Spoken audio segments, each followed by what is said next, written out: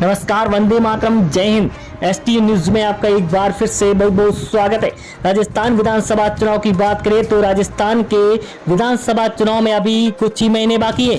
वहीं राजस्थान की 200 विधानसभा सीटों में से इस बार किसकी सरकार बनेगी, तो हम आपके बीच में सबसे बड़ा और सटीक सर्वे लेकर आ रहे हैं। तो आप वीडियो के लास्ट तक जरूर बने रहिए और वीडियो पर नए हैं तो हमारे चैनल को सब्सक्राइब जरूर करें। राजस्थान में इस बार कांग्रेस और बीजेपी के बीच में बहुत कड़ी टक्कर देखने को मिल सकती है। जिस तरह से देखा जाए तो यहाँ पर नरेंद्र मोदी अपनी पूरी ताकत झोंकते हुए नजर आते दिखाई दे रहे, तो दूसरी तरफ जिस तरह से कांग्रेस अपना प्रदर्शन कर रही है उसको देखते हुए बहुत बड़ा उलटफेर भी होता नजर आ सकता है। क्या यहाँ पर राजस्थान में आम आदमी पार्टी की एंट्री से बहुत बड़ा उलटफेर हो सकता है, क्योंकि जिस तरह से आम आदमी पार्टी फ्री के वादे करती हुई नजर आ रही है उसको देखते हुए यहाँ पर जनता किसको कितना वोट देगी। वहीं आरएलपी हनुमान बेनीवाल जी जिस तरह से अपना प्रदर्शन कर रहे हैं उसको देखते हुए यहाँ पर किसको कहां से कितनी सीटें मिलती हुई नजर आएगी, तो हम आपके बीच में सबसे बड़ा सर्वे लेकर आ रहे। वहीं एबीपी न्यूज टाइम्स ने और फलोदी सट्टा बाजार ने जो सर्वे निकाला है उसको देखते हुए यहाँ पर नेताओं की नींद उड़ी हुई है, क्योंकि इस बार जिस तरह से देखा जाए तो राजस्थान में हर 5 साल में सरकार बदलती रहती है। क्या यहाँ पर राजस्थान में इस बार बीजेपी की सरकार बनेगी या फिर यहाँ पर कांग्रेस की सरकार बनेगी, तो इसको लेकर हम आपके बीच में जो सर्वे ला रहे हैं वो चौंकाने वाले आंकड़े सामने आते हुए नजर आ रहे। तो दोस्तों आपको ले चलते हैं राजस्थान की हर एक सीट के बारे में दिखाने। तो जिस तरह से देखा सबसे पहले हमारे बीच में भीलवाड़ा जहां पर 7 विधानसभा सीटें हैं, तो यहाँ पर 6 यहाँ पर बीजेपी के खाते में जा रही है, तो एक कांग्रेस को, वही आम आदमी पार्टी और आरएलपी के खाते में यहाँ से 0-0 सीट मिलती हुई नजर आ रही है। वही अगला जिला हमारे बीच में आ गया है जयपुर, जहां पर 19 विधानसभा सीटें यहाँ पर 13 बीजेपी के खाते में जा रही है, तो 5 सीटें यहाँ पर कांग्रेस को मिल रही है, तो एक आम आदमी पार्टी के खाते में जाती हुई नजर आ रही। वहीं आरएलपी और अन्य को यहाँ पर 0-0 सीट मिल रही है। वहीं अगला जिला बांसवाड़ा जहां पर 5 विधानसभा सीटें, जहां पर बीजेपी के खाते में 4 सीटें जा रही है, तो कांग्रेस को 1 सीट, वहीं आम आदमी पार्टी और अन्य को यहाँ पर सुपड़ा साफ होता नजर आ रहा है बांसवाड़ा में। वहीं अगला जिला हमारे बीच में आ गया है नागौर, जहां पर 10 विधानसभा सीटें हैं, तो यहाँ पर बीजेपी को 5 और 3 कांग्रेस को मिल रही है। वहीं आरएलपी को यहाँ पर 2 सीटें मिल रही है, तो आम आदमी पार्टी और अन्य का यहाँ से सुपड़ा साफ होता हुआ नजर आ रहा है दोस्तों। वहीं हम आपको ले चलते हैं अगला जिला, जहां पर डूंगरपुर की अगर 4 विधानसभा सीटों की बात करें तो बीजेपी को 3 सीटें मिल रही है, वहीं यहाँ पर कांग्रेस को 1 और आम आदमी पार्टी और आरएलपी अन्य खाते में 0-0 सीट जा रही है। दोस्तों अगर बात करें इस बार तो बीजेपी को सबसे ज्यादा सीटें मिलती हुई नजर आ रही है। वहीं अगला जिला बाड़मेर, जहां पर 7 विधानसभा सीटें हैं, तो यहाँ पर 5 बीजेपी को मिल रही है, तो 2 कांग्रेस के खाते में जाती हुई नजर आ रही है आरएलपी, और यहाँ पर आम आदमी पार्टी को 0-0 सीट मिलती हुई नजर आ रही है दोस्तों। वहीं अगला जिला हम आपके बीच में लेकर आ रहे हैं कोटा, जहां पर 6 विधानसभा सीटें हैं, तो 6 में से 4 यहाँ पर बीजेपी को मिल रही है, तो 2 कांग्रेस के खाते में जा रही है। वहीं आम आदमी पार्टी और आरएलपी को यहाँ से 0-0 सीटें मिलती हुई नजर आ रही है दोस्तों। अगर देखा जाए तो आम आदमी पार्टी भी कुछ कमाल करती हुई नजर नहीं आ रही।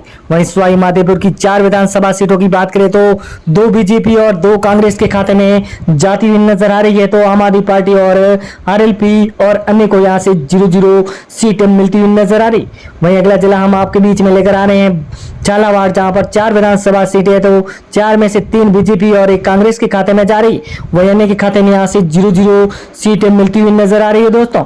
झालावाड़ा में भी यहाँ पर बहुत बड़ा दबदबा दिखाई दे रहा है बीजेपी का। वहीं अगला जिला चित्तौड़गढ़ की बात करें तो 5 विधानसभा सीटें, जहां पर 3 बीजेपी और 2 कांग्रेस को मिल रही है। आम आदमी पार्टी और आरएलपी और अन्य के खाते में यहाँ से 0-0 सीट जाती हुई नजर आती दिखाई दे रही है दोस्तों। वहीं अगला जिला हम आपके बीच में लेकर आए हैं प्रतापगढ़, जहां पर 2 विधानसभा सीटें हैं, तो 2 में से 1 कांग्रेस और 1 बीजेपी के खाते में जा रही है। कांग्रेस और बीजेपी की यहाँ पर कड़ी टक्कर साफ नजर आ रही है। वहीं आम आदमी पार्टी और अन्य के खाते में यहाँ से 0-0 सीट मिलती हुई नजर आ रही। वहीं अगला जिला चूरू की 6 विधानसभा सीटों की बात करें तो यहाँ पर 4 बीजेपी के खाते में जा रही है, तो 2 कांग्रेस को मिल रही है। वहीं आम आदमी पार्टी और आरएलपी और अन्य को यहाँ से 0-0 सीट मिलती हुई नजर आ रही है। यहाँ पर बीजेपी को बहुत ज्यादा लीड मिलती हुई नजर आ रही। वहीं अगर बात करें जैसलमेर की 2 विधानसभा सीटों की, तो 1 कांग्रेस को और 1 बीजेपी के खाते में जाती हुई नजर आ रही। वहीं आम आदमी पार्टी और आरएलपी को यहाँ से 0-0 सीट मिलती हुई नजर आ रही है दोस्तों। वहीं अगला जिला हम आपके बीच में ला रहे हैं, जहां पर बात करें झुंझुनू की 8 विधानसभा सीटों की, तो यहाँ पर कांग्रेस के खाते में 3 सीटें हैं तो बीजेपी को 4 मिल रही। वहीं आम आदमी पार्टी के खाते में 0 और आरएलपी का यहां से 1 सीट मिलती हुई नजर आ रही है। वहीं अन्य को 0 सीट मिल रही है। वहीं अगला जिला गंगानगर, जहां पर 6 विधानसभा सीटें, यहां से बीजेपी को 3 सीटें मिल रही है। वहीं कांग्रेस के खाते में 2 सीटें जा रही। वहीं आरएलपी को 0 सीट और जहां पर आम आदमी पार्टी को 0 और आरएलपी के खाते में 1 सीट जाती हुई नजर आ रही। वहीं उदयपुर की 8 विधानसभा सीटों की बात करें तो यहाँ पर बीजेपी को 4 सीटें मिल रही हैं। वहीं कांग्रेस के खाते में 1 सीट और अन्य को यहाँ से 1 सीट मिलती हुई नजर आ रही है। दोस्तों, यहाँ पर आम आदमी पार्टी और आरएलपी को 0-0 सीट मिलती हुई नजर आ रही। वहीं अगला जिला हनुमानगढ़, जहां पर 5 विधानसभा सीटें हैं तो यहाँ पर 3 बीजेपी को मिल रही है और 1 कांग्रेस के खाते में जा रही है, तो 1 अन्य को सीट मिलती हुई नजर आ रही है। दोस्तों, ये भी बहुत बड़ा कमाल यहाँ पर दिखाई दे रहा है, क्योंकि आरएलपी और आम आदमी पार्टी को यहाँ से 0 सीट मिली। वहीं पाली की 6 विधानसभा सीटों की बात करें तो 4 बीजेपी और 2 कांग्रेस के खाते में जा रही है और अन्य को यहाँ से 0-0 सीट मिलती हुई नजर आ रही है। दोस्तों, ये भी बहुत बड़ा उलटफेर दिखता हुआ नजर आ रहा है जिस तरह से देखा जाए पाली में। वहीं अगला जिला, जहां पर बूंदी की 3 विधानसभा सीटों की बात करें तो 2 बीजेपी और 1 कांग्रेस के खाते में जा रही है। वहीं अन्य को यहाँ से 0-0 सीटें मिलती हुई नजर आ रही है। दोस्तों, यहाँ भी बहुत बड़ा उलटफेर होता हुआ नजर आता दिखाई दे रहा है। वहीं अगला जिला हमारे बीच में आ गया है राजसमंद, जहां पर 4 विधानसभा सीटें हैं तो 2 बीजेपी और 2 कांग्रेस के खाते में जा रही है और आरएलपी और आम आदमी पार्टी और अन्य के खाते में 0-0 सीट जा रही है। राजसमंद में कांटे की टक्कर दिखाई दे रही है बीजेपी और कांग्रेस के बीच में।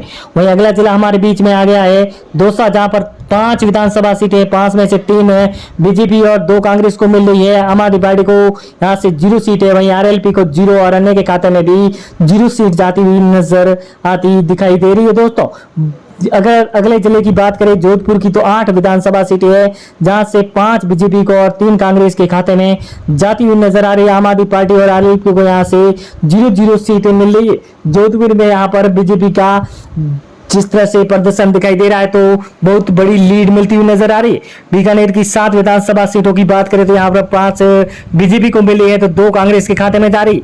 आरएलपी और आम आदमी पार्टी के खाते में यहाँ से 0-0 सीट मिलती हुई नजर आ रही है। दोस्तों, वहीं अगला जिला हमारे बीच में आ गया है डूंगरपुर, जहां पर 4 विधानसभा सीटें हैं, 4 में से 2 बीजेपी और 2 कांग्रेस के खाते में जा रही है।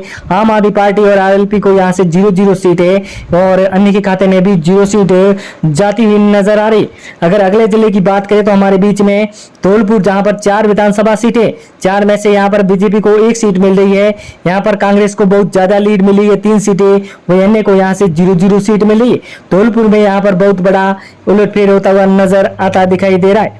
वहीं अगला जिला सीकर की बात करें तो सीकर में यहाँ पर 8 विधानसभा सीटें है तो 4 यहाँ पर बीजेपी को मिली है तो 3 कांग्रेस को और 1 आरएलपी को जाती हुई नजर आ रही है। दोस्तों, जिस तरह से 200 विधानसभा सीटों की बात करें तो यहाँ पर बीजेपी को सबसे ज्यादा सीटें मिलने का